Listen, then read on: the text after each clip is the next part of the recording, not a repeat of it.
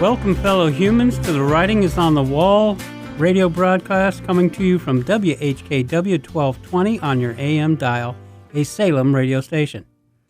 You may address me as TA, which stands for the teacher's assistant, and normally I give out the phone number for people to call in. Unfortunately, I'm required to record this in advance, so we won't be taking any calls tonight. And as I always say, this program is a non-religious, non-spiritual investigation of everything we can discern that was created, recorded, and modeled for us in the Bible. I've been with you over the last 13 weeks, and I wanted to let you know that this evening later, I will be talking with Dennis Prager, and I'm going to try and enlist him in an effort to get a bit more direction and leadership for people in the United States of America, myself included. We have allowed things to just run as they would, and we have not taken care of things, and we are in some fairly dire straits. Well, it probably won't surprise you, but this, of course, was all foretold in the Bible, not as far as the date, but as far as the things leading up to the problems that we would have. And the problems we would have were foretold. This is our big test. Now, I'm going to go over everything that I've done, but the test is that we need to consciously choose and then decide to bring about a hybrid model for decision making. Currently, every human you know and every human that has ever lived was trained in subjective decision making. That is, how does it affect me? What do I think about this? What do I feel about this? What do my friends think? What do I want to support? It's all about you, the individual. This is not healthy. The Bible told us it wasn't healthy. Matter of fact, in Genesis 3:3, Adonai said, well, actually, the devil was saying in 3:3, surely all of humanity won't cease to exist if you choose to eat the fruit of the tree of knowledge. Unfortunately, it is true, but it's not because God is going to cancel our ticket. It's because we will. And that's the problem that most of us don't understand. Because we are subjectively oriented, we think of power and knowledge as the foremost things in our world and in our vision. And unfortunately they are. But we need to think objectively. And this is the method that the Bible produces. It tells us that we should think objectively, make decisions objectively. We should always search for reality. The way that God put it in the Bible, in the Old Testament or the original Testament, was use my faith in you and your ability to succeed as the foundation for what you will build. And the original cornerstone is logic. Look up John 1:1. The second cornerstone is reason. That's how you manipulate the logic to come up with a conjecture. And the third cornerstone is wisdom. And wisdom is what you use to check the things that you came up with. Does it make sense? Will it make everybody better? Will life be better? Those are the three cornerstones. The fourth cornerstone, of course, we didn't get until Jesus came, and he brought us grace and truth. Now, unfortunately for us, we have characterized that as love, and it is an aspect of love. But it's also a lot more severe than love. Truth cannot be emotionally bound over. Truth exists. It is real. So the things that I wanted to go over with you today are, the writing is on the wall, comes from Daniel 5. I would look that up if I were you. In particular, the gentleman who was sitting there playing with all the goods knew that the army of Darius was outside and was going to come in and get him. He thought that the walls would hold, but of course we know that they didn't, because it wasn't the walls. It was the gate over the river. And they came in and they took over the city. But the writing is on the wall has been used by humans ever since to let us know that change needs to be imminent or destruction is apparent. I hope you got that. It's not just point of view. It's not how you look at things or think of things. It's reality. If you don't change what you're doing, you will fail. Funny, that's the same thing that Jesus said in John. And that's the things that we need to study, because the Bible was not just written for us, it was created for us. God put the Jewish people together as a group so that they could represent humanity, not just the Jewish people. God likes this idea of people representing all of humanity. And because he's God, we go with that. So he created the Jews. He brought them out of Egypt. He told them right up front, straight to their face, you will be an example before all men, for good or for ill. The choice is yours. Well, of course, we know what happened. After Exodus came Deuteronomy. And Deuteronomy is supposedly the second book of the Bible, but it's actually the fifth because it kind of expanded Moses' laws. But the fact is that it's the contract between God and the Israelites. The Israelites, however, are the representative for all of mankind. And God lays it out for them, what he wants and what he expects. But finally we get to Deuteronomy 30. Now remember, this is 3,400 or more years ago. And Moses is telling the people assembled in front of him at Mount Horeb on the plain exactly what God has told him. He goes through the prophecies. He says, you will be scattered to all the winds. You will be hunted. You will be killed.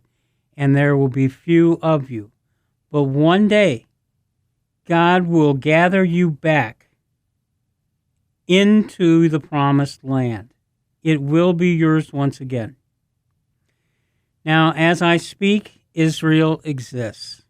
It is the promised land. It also is the area that is the nation state of Israel. So the Jews' home state is there. They still live in many other places. But there is one more thing that has to happen before the end, and that gives us time. We don't know how much time, but we know we have time. And that's because we as Christians, and I'm a Christian, and hopefully you are too, but if not, you should look into it. Christians are God's children by choice. He formed the Jews to be his chosen people. But then he sent Jesus, and he gave people the opportunity to be his obedient children by choice. That's in John 1:12.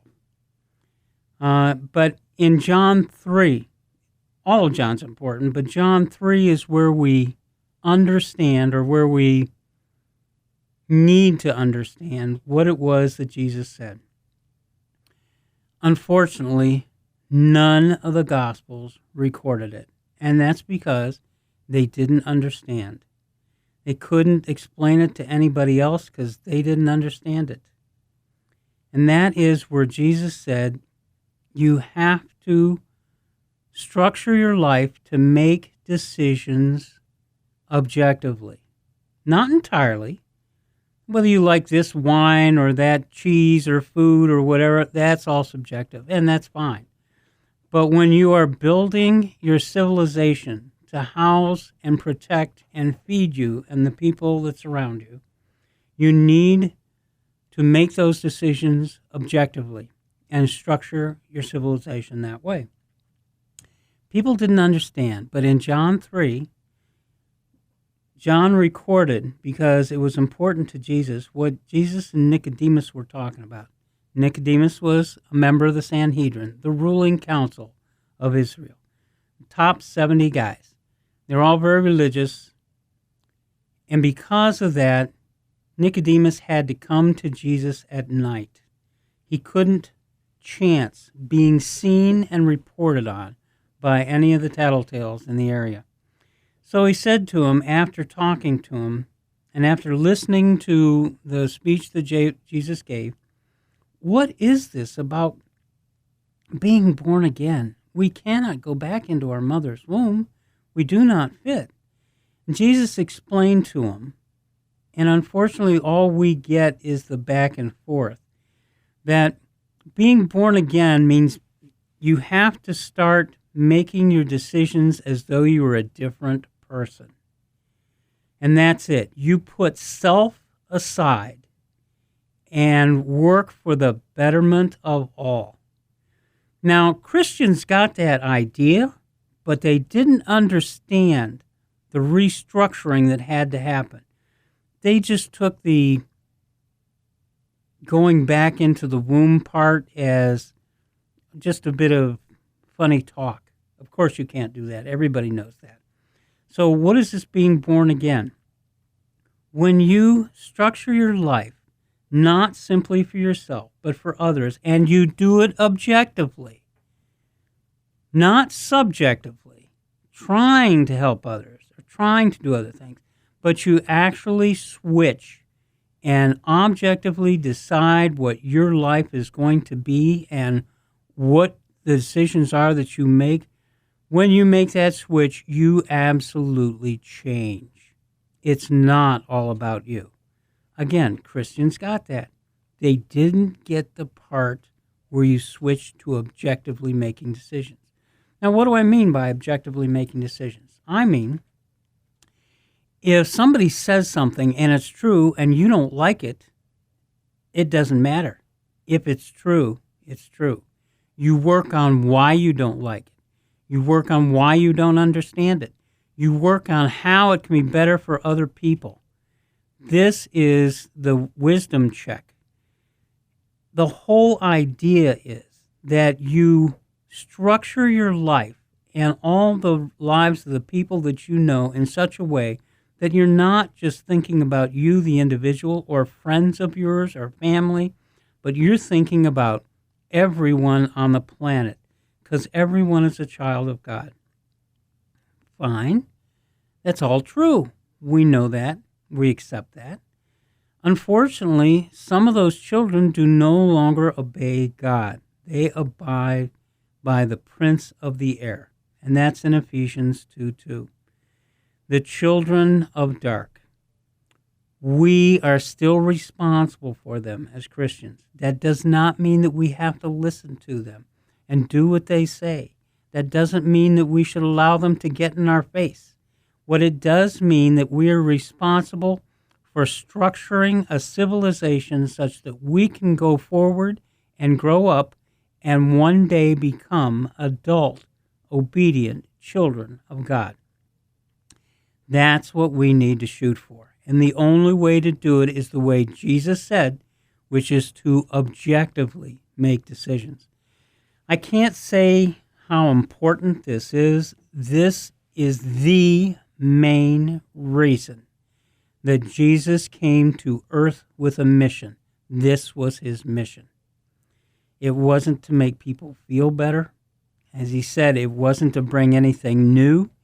He was going to put one brother against another because truth was more important than feeling good. So we are at that point now where we have followed through history and we need to respond. We're at the part where Jesus said, where God said, I hope, I want you to choose life, not to choose death. If we do not change, as Jesus reported to us, we are choosing death. And that's something that I do not want, and I'm pretty sure most Americans do not want. Unless, of course, they have been infected by liberals. And that's a problem. That is the shifting sands that we were warned about. 20, 30 years ago, liberals said one thing. They're saying something totally different now. And that's the shifting sand that you cannot afford to build a civilization on. Unfortunately, the shifters of that sand feel righteous in their indignation that we will not get with them and play on the sand. When we Christians and we responsible individuals want to build on bedrock and have something that will last, they laugh at us, give us a hard time, and so far we have just taken it, and we can no longer afford to take it.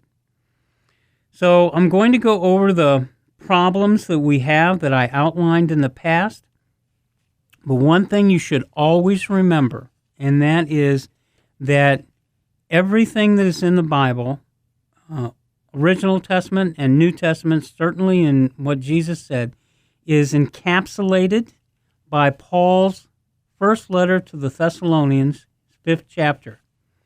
Starting with verse 19, Paul said, "Don't put out the Spirit's fire. Don't despise what God has revealed. Instead, test everything. Hold on to what is good and keep away from every kind of evil." That's it in a nutshell, folks. That is it in a nutshell. He didn't say question everything, be a pain in the neck. He didn't say give your brothers a hard time. No, what he said was don't put out the Spirit's fire. So if you feel called to respond, do it. Don't despise what God has revealed. Everything in the Bible we have as a revelation from God, either about ourselves or about Him or about what our future might contain. Instead, test everything. And that's it. Don't just question, test. All right, is it better if I do this? Is it worse? What if so-and-so did this? Would that be better? Would it be better for everyone if I were to do this, even though it takes more work? That's what Paul intended. Test everything. Hold on to what is good. And then finally, verse 22, keep away from every kind of evil. And that's the problem. We don't recognize evil. We have accepted it as though it were air. Air we breathe. It's just here. When it comes into our life, we try and deal with it. We don't try and deal with it proactively, and that's a problem. And that's something we're going to have to work on. We're going to have to work on identifying it, what evil wants, and what we can do to abjure evil. And that means to push it away and not give it any kind of sustenance, whatever. All right, our biggest problem is our human point of view. Our human point of view limits us. Every person you know was not only created by, but trained by another human, who was trained by another human, who lives in a bunch of other humans, and who has been given the perspective of other humans. That's the only perspective that they have, is other humans. Now, if they read some science fiction or something like that, they might get an idea from people who are trying to expand things what other creatures may have thought or felt or whatever, but it's all related to humans. And that's because we were all raised subjectively. Adam chose power and intelligence, knowledge, power and knowledge, instead of understanding. In Genesis chapter 2, we see that God trained Adam to think responsibly and objectively. He was naming the animals, and God accepted those names because he named them in a way where other people could understand them. And that's how he was trained. It wasn't until Genesis 3 that the problem existed, and that is when he listened to someone other than God. Now, we know History has told us that that snake was evil incarnate. And God reacted to it to give us something to look at and to stay away from. But we have not ever gone all the way back. Adam never repented. He never said, God, I'm sorry, please forgive me, show me your way once again, give me a hand, help train me. No, none of that. He did not repent. So whenever we repent, we don't know what we're repenting of. We're repenting of our own individual faults. We don't realize that every decision we make is sinful because it is against what God wants for us. We are not responding. We are not objectively thinking. We're not trying to raise all boats. We only want something to be good for us and our family and our friends. And if it takes advantage of another human, tough. Well, that's not what God wants. He wants us to consciously choose, objectively, to make things better for everyone and to build a society which is fair and just. Now, how do we know that? Because God was just? Yes. Although the way it's couched sometimes, it doesn't seem that way. And we need to investigate that a lot more too. But Jeremiah 9:24, Jeremiah asked God, what is it that you want from humans? God said, I want humans to be able to brag that they know me and everything that I have done because it is just and I have done it for them. And we're not at that point. None of us are at that point. Those of us who read that and understand and go back, yes, we understand that God did it all for us. You might think you know that, but until you switch and start making decisions objectively, you won't switch 100%. You'll just add it to your repertoire. But when your first thought is, how does it affect me? Then you're thinking subjectively. If your first thought is, all right, what can I do to improve things for everyone around me? Then you're thinking objectively. The more you do that, and the more people you get doing that, the better things will be. Until we get to that point, we are not going to do well. So every person that you think of and can talk to and are related to and know has a perspective that is limited by other humans. This is another thing God warned us against. Use reality as your base. Do not only see the things that you expect to see. There's a lot bigger, I'd say world, but it's a lot more than a world out there, and we all know it. And yet we are allowing our perceptions to dictate what we think and feel and how we react. That's not bad as long as you understand that that's not the answer. It's when you think, and this is straight from Solomon, Proverbs 3:5, when you think that you know what's going on and you do not respond, then we have a problem. Proverbs 3:5 says, love the Lord God with all your heart and do not rely on your own understanding. So that is the most important part to take out of this, and that is that you think you know what you're doing, and we know that you don't. All right, well, it's coming up on time for our break, and we'll get a word from our sponsors. And then when we come back on the backside, I will tell you as much as I can about what we need to do to straighten things out.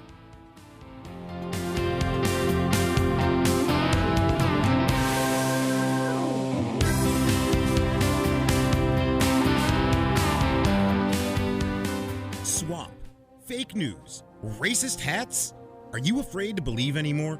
Well, let me tell you of one brave soul who, like David, slew Goliath.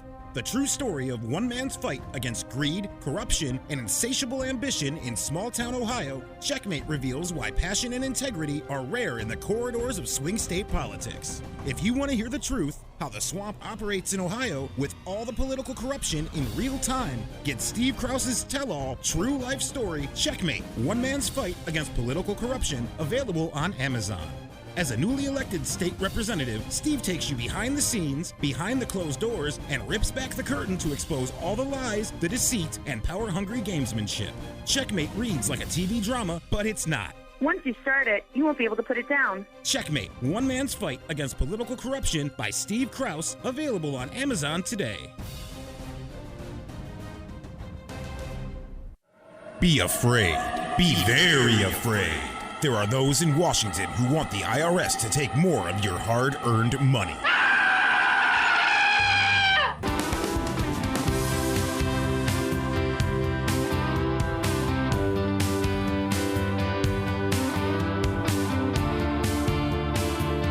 Welcome back from the break. My name is TA, and we are still on the Writing is on the Wall broadcast. Now, in the first half of our program, I went over the generalization, the important stuff from the Bible that directs us to do what we need to do and step out and step up. I'm going to go more specific.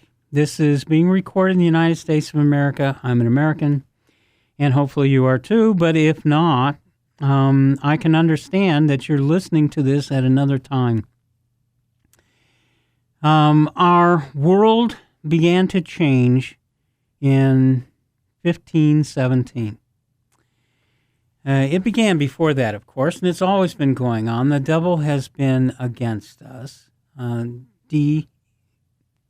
Evil, director of evil, devil. And if you're not aware of it, evil, of course, is live spelled backwards. And that kind of thing is not really an anagram. It's like, do you live to eat or do you eat to live? If you live to experience things in the now, and that's all you care about, you don't care about pushing anything forward or trying to make things better for anybody else or structuring the society in which you live, then basically you are knuckling under to evil.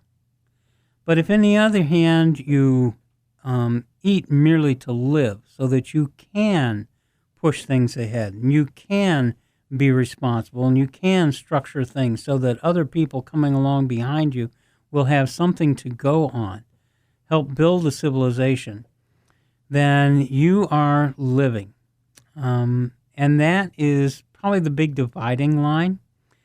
And the fact that it's already in our language lets you know that we're not the first people to look at it. So in 1517, Martin Luther tacked his theses to the wall of the courtyard so that people coming by to celebrate All Saints' Day, he did it on Halloween, coming through to celebrate All Saints' Day the next day for food and drink and to catch up with everybody and see how things were going on, so that they would be able to read them on the way in and see whether they agreed and whether this was a topic for discussion. And of course, it was. Martin Luther challenged the Roman religion for the soul of humanity. He was not a wishy-washy kind of guy. He was very, very committed to doing his job. God was important to him and mankind was important to him, and he wanted the two to be joined together as much as possible. Even though he didn't understand exactly how it could be done, that's what he wanted. Because of him, Protestantism erupted. The Roman religious authorities persecuted Christians and killed many, and many more escaped to the New World. And that's how the United States eventually started. Religious persecution. So religious persecution was so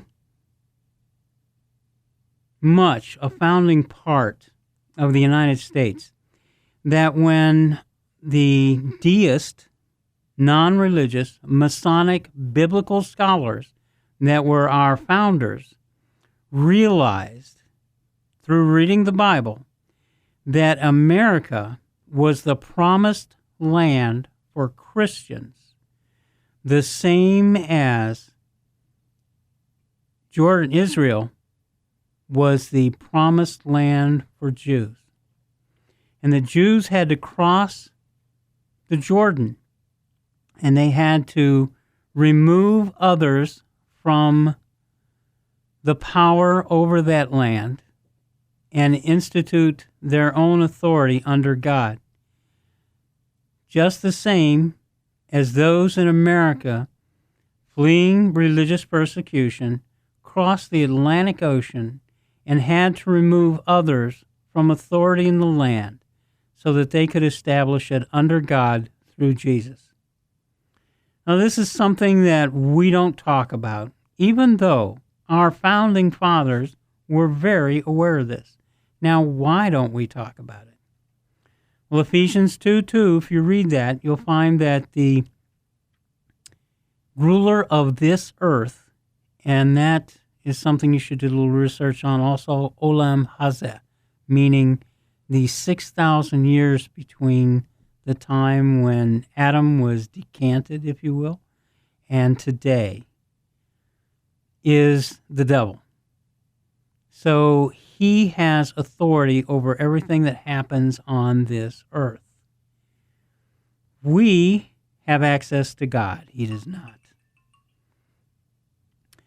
So anyhow, our non-religious Masonic biblical scholars that founded the United States of America decided to create a republic rather than a democracy and established a Bill of Rights requiring the Bible be used to lead rather than any religion, including social standing. So it didn't matter whether you were rich, whether you're noble, didn't matter. If you were above the age of consent and you would register to vote, then you had a vote. One man, one vote. As long as you were a citizen. If you were not a citizen, you couldn't vote. So, free America, built to God's specifications, is eventually infected and overtaken by evil. Now, the evil, of course, was in Europe. We fought World War II to free Europe from that evil, but we didn't clean up afterwards, unfortunately. Nazism, communism, socialism, all the isms really, are offshoots of libertinism, including liberalism today. Now, libertinism was started in Geneva, Switzerland in 1546 by an international banker. Now, this banker was also a purveyor of playing cards to the upper classes, almost entirely nobles. Now, what's such a big deal? I mean, it's just playing cards, right? No, today they are. Back then it was a big deal because it was all the rage, and they were willing to give up a lot of money to have these and to have them be friends of theirs painted on, and they were called pasteboards at the time. But it was all to play a game. So he came up with games, and he enthralled them and enthused them, and he eventually owned many of them. The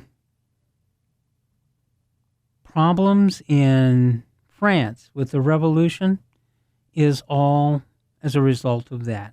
Everything, all the problems that we see today are a result of that.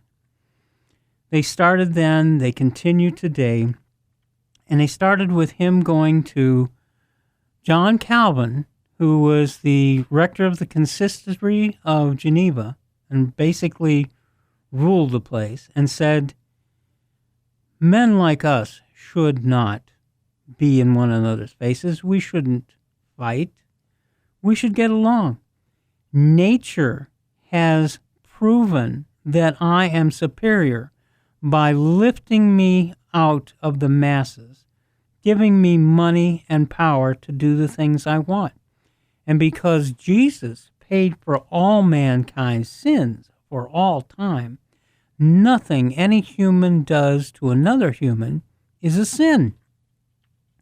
So I should be allowed to organize the herd of humans and eventually to cull the herd of humans for the benefit of the herd, because I am superior. Now, today we're aghast at that, and liberals don't know that that's where they came from. They know that they think that they are better than other people, and they ensure themselves that they are because they want what they feel is best, and they feel righteous about it. So the fact that I don't feel righteous along with them means that I am against them and therefore inferior, and they don't have to listen to me. They can lie, cheat, and steal to me because I don't count. And that, unfortunately, is it for all of us other Americans and other humans. If you come up against someone who's liberal and you don't agree with them, then they feel that you are not their human brother, not through God. And a lot of them say that they believe in God, as long as, of course, he stays where he belongs, which is out of their lives. Unfortunately, we have allowed these people to multiply and to take over our entertainment area, our media area, our children's teaching area, so that basically they are teaching our children to be disaffected from us and from our country. And we have to change that.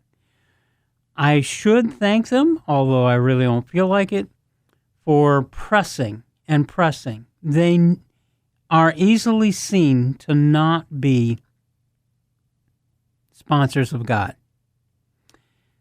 The fact that they are listed, and this happened, 3,000 years ago by Solomon in Proverbs 6, is something that we should take note of. And I'm going to look for those right now so that I can read them to you. I've got them pretty much memorized, but here we go. Solomon in Proverbs 6 says, "There are 6 things that the Lord hates, even 7 that are disgusting to him." Now, this was written 3,000 years ago. So people living today do not have to believe these things and come so openly and say these things, except for the fact that their master, evil, cannot get out of the way. He can't be anything other than what he is. Oh, we might try to hide it and put a pretty face on it, but the fact of the matter is evil. Here are the 6 things, no, even 7, that are disgusting to him.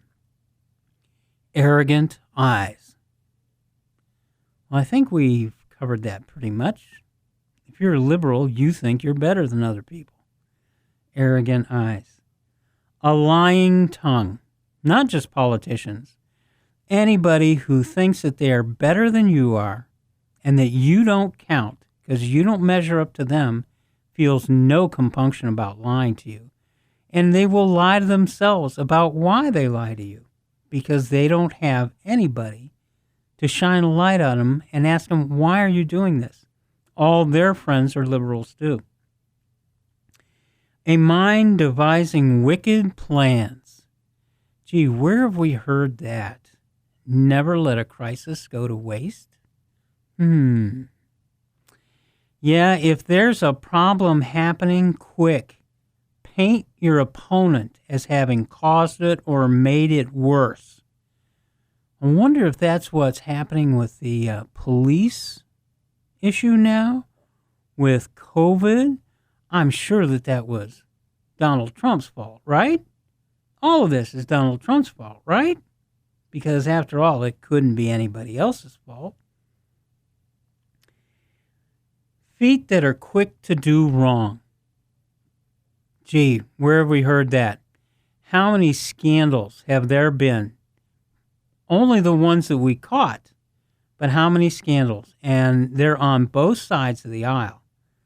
Unfortunately, there are more on the one side than on the other, but there shouldn't be any.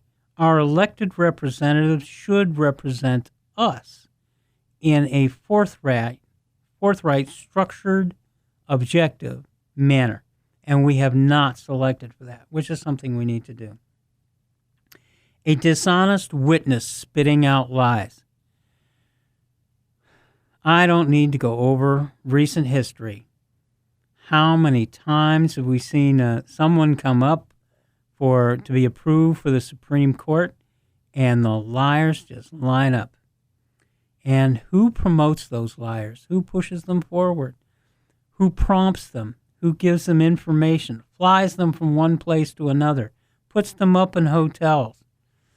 Yeah, I think we know the answer to that. And the last one is the one that is probably the most damning, even though it's in the center of the ones that Solomon said. I saved it for last because we know where it comes from. Hands that kill innocent people. Now, what is more innocent than an unborn child? I don't think there's an answer to that. Nothing. There is nothing more innocent than an unborn child.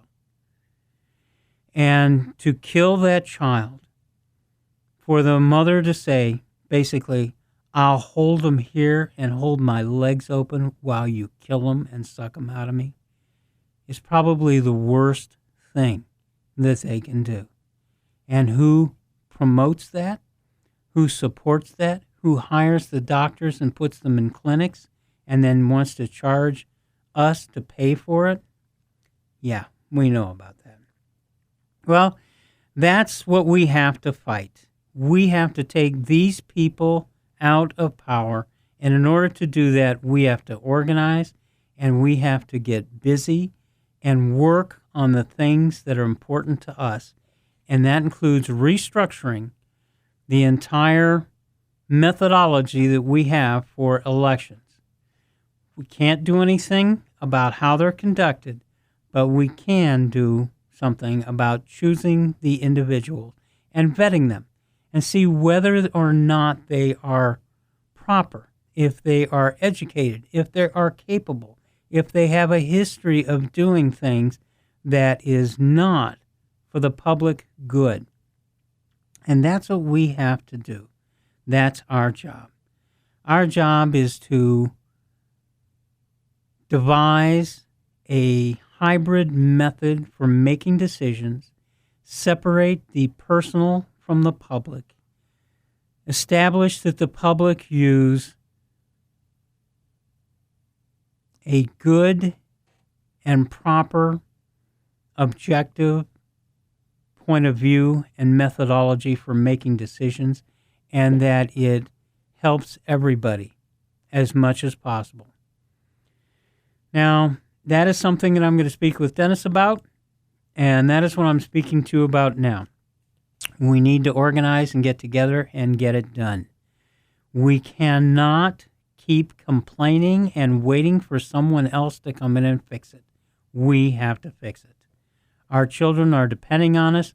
We allowed them to be trained and indoctrinated by people who were indoctrinated by teachers in colleges who were indoctrinated by professors whose only goal was to be accepted.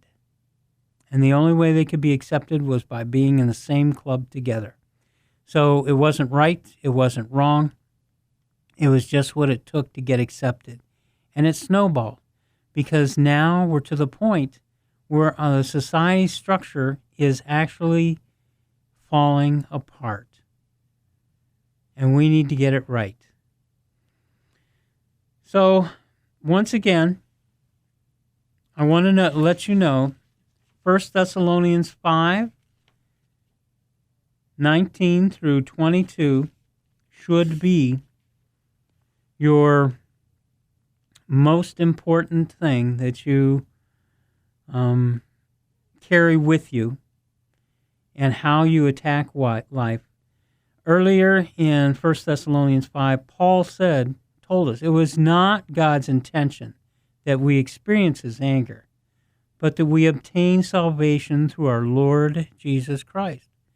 What Jesus said is, my yoke is not heavy, the burden's light.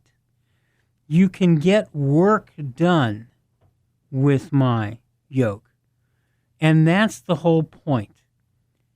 Jesus brought us a work program where we could rectify the problem through the grace that was offered us, through the understanding that was offered us, and through the methodology that was already written into the Bible for us to straighten things out and ourselves out so that we could once again become obedient children of God.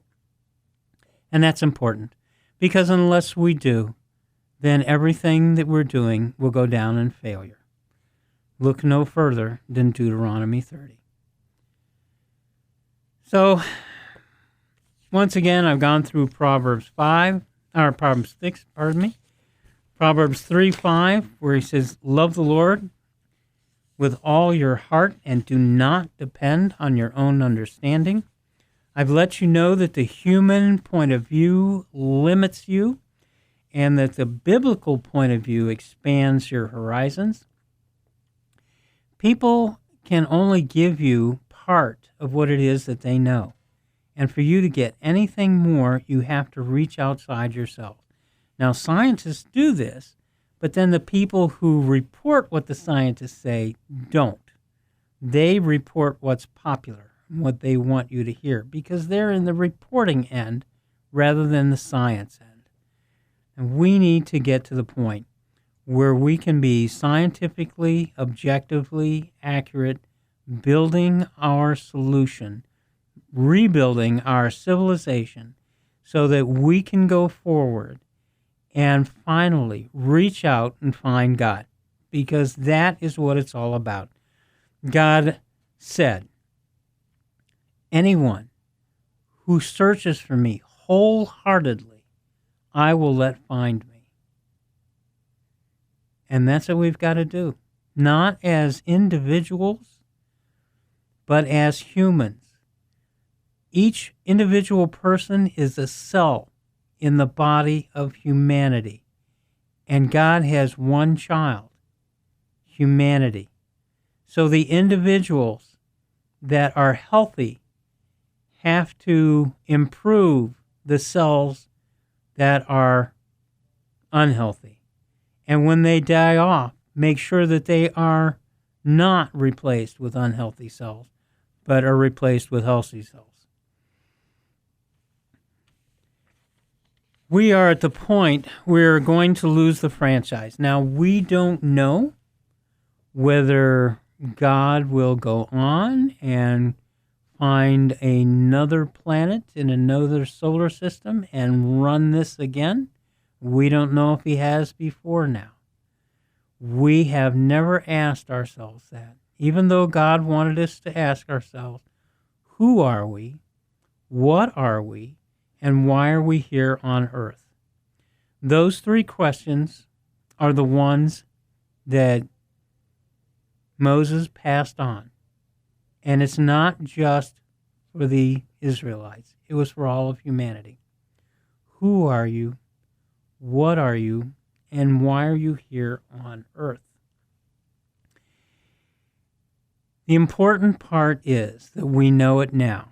And we know, because we can see outside ourselves and outside our solar system, that things exist and are carrying on out there, and we don't understand them or why they happen. But God told us that everything out there is part of him and part of us. That's the important part. We are not extraneous to everything that is happening. We are part of it. We are an integral part of it. As far as we know, and we need to work on this, we are the reason that God created reality. We're not a mistake. We're not leftovers. We need to work on figuring out what it is that God wanted us to know.